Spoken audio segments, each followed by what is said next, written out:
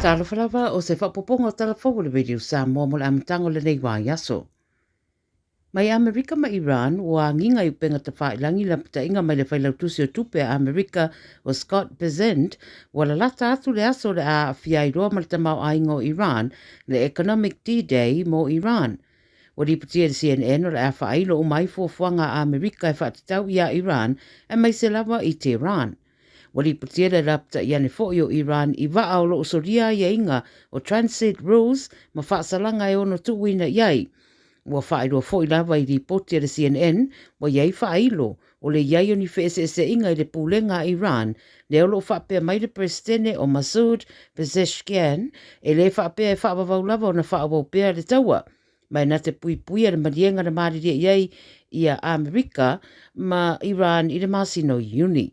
O lo o whaeroa i ripoti, wa whaaturanga o atai au le whaeroa inga le whaeroa tusi o tupe ma lau tu stala, ma wa talitari iei le toa tere a tonu, o le a whaeroa a toa nei loa ma le whaatatawa Amerika, wa whaangana mo le tamau a ingo Iran. Ua whaimai li poti le tamai o le taua i Ukraine, e ono whaopopo ane se isi tolu se lau wafe, o vaenga awa lusia i le taua ma Ukraine. Ta ua Volodymyr Zelensky o lona manatu e iu ina tau mawhai Rusia ia mai ane le nei tausanga wa whaopopo le whai o tangata Rusia wa i te tonu o Ukraine. Wa siria i le rua se lau onus fulfitu wafe so i fua wa maririu, taru mai le amatanga o le tausanga i Rusia lea, a o le palota le palemene Rusia e whai a foi i le masina fou. Saunua Zelensky le ripote le CNN o le a lusi uma le tolu se lau wafe lea Rusia o le au lato whaatama ia. O le teminei, o li putia o lo o mata i tu e Zelensky, ia malana vaenga ngai o inga uma Rusia e maise, o maita wina le anga i peo o spa inga Rusia i no whanga lo o au mawaitanga talau tele, residential areas, e to tele wa mariri wai.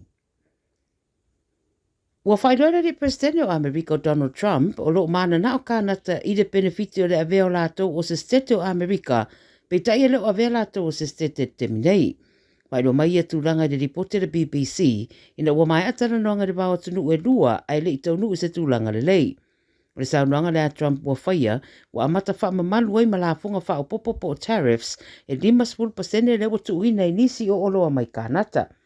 E le ngata idea a ua whaeroa fo e le presidene, e te tele tariffs o la atu uina lau whai whaatoanga, mō le tele o tausanga. Whaeroa i se whina ngano le pāre mio kānata o Mark Carney, e whapea o iala fonga fōu ua whaopopo atu o le a maa whatia ma whewaiwa e iai i la tau mo le tere o tausanga. Fora fo i e kāni, o le a whapea fo i launa i e whaia a matatu le aso balu o se tema, ma o iei nei a Amerika ma kānata i se taua tau whewhatawa inga. Whai mai kāni la tau te reta dia ina meolo o fuane a Amerika, ma o le au la tau le tuina fo i ai le meolo mana na o ai.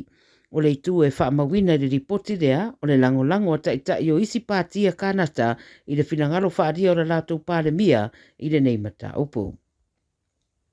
I Australia, e whaisi roro wao le tau o whetau ina le a whiaire atunu i le tu isaute Australia le basinei i le amatanga mai se lava i no whanga o lewa na a whiai timunga o iei malamatianga e o noa a whiai lolonga whaafuasei. Whai mai rewa ai tau e timunga le vaiaso atoa ma le anga i atu le o ngā tutonu le vaiaso fautu ina isi vaenga le atunu e peo le tu i mātu i se sae o Victoria ma le tu i saute o le stete o New South Wales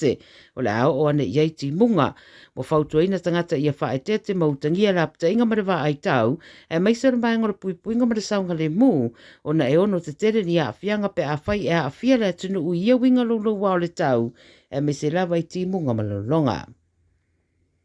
Ma le talamuri o lo whaia neisu e sue ngā leo le atu kuki i a fia se furu maneiwa o lo msarumia o lo whala au whasaino le cocaine na maua i mata whanga o le moto mitiaro whai mai e luas furono tesi ma le fast food river kalama le mamafa. Wari ipotia le Radio New Zealand e ui e lo fia whaia ane se whamtananga leo le tau au whai o le uta pe tai o lo whataua ina pe iei le vao le iwa tesi ma le lua a ngā i le se furu 2 miliona lo na tau au whai. Whai mai na maua a whiwhi o tusi ainu mera valu, ma lo lipotia e le tau mate o le whaeiro lea se tasi o kolupu mai Amerika i saute, la tau te whea vea ia whala au whasaina. Na maua e se whaiwhaiwa mai le motu leo le tukuki, ma lipotia aina mata upu i leo. Whai mai leo, leo lua i teimi leo o mawaini a whiwhi whapea i o latu o ngā sami, ia pe tai ele o le taimi mo le ua vai ai se tūranga wha pere vasa Pasifika ma o nā tumotu. Taimi nei o lo wha awau so suenga ia po o se cocaine moni lea na maua ia po o seisi fo i pauta. Tala ia le radio Samoa mo le amatanga le nei vai aso manuia telefeo matiute o whenga iai mo se tātou tunu.